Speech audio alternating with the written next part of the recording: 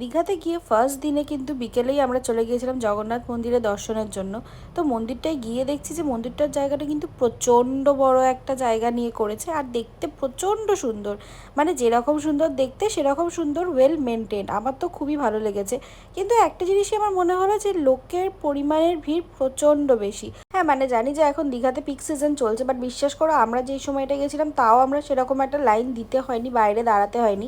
But পরের দিকে প্রচুর ভিড় বেড়ে গেছে, কারণ ভেতরের লোকের সমাগম দেখছো, প্রচণ্ড লোক ভিড় করছে, আর সবাই যেন দীঘাতে জগন্নাথ মন্দির দেখতেই আসছে। এনিওয়েজ, আমাদের এক্স মুখ্যমন্ত্রী কিন্তু এটা ভালোই মন্দিরটা করেছিল।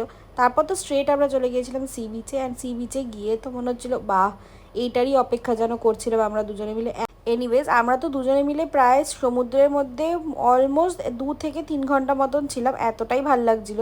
ওয়েদারটা তো তখন খুব ভালোই লাগছিল, কারণ আর যতই হোক না কেন গরমটা একটু তো কম লাগছিল কলকাতার থেকে। তারপর তো আমরা স্ট্রেট ডিনার করে হোটেলের রুমেই ফিরে এসেছিলাম, কারণ বেশিক্ষণ বাইরে আর থাকতে ইচ্ছে করছিল না।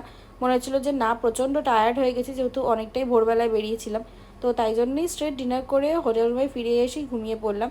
অ্যান্ড এটা কিন্তু ফুল ভিডিও আমরা আপলোড করে দিয়েছি আমার ইউটিউবের চ্যানেলে, তোমরা চাইলে দেখে নিতে পারো। দেখা হচ্ছে শিগগিরই পরের ভিডিওতে, বাই।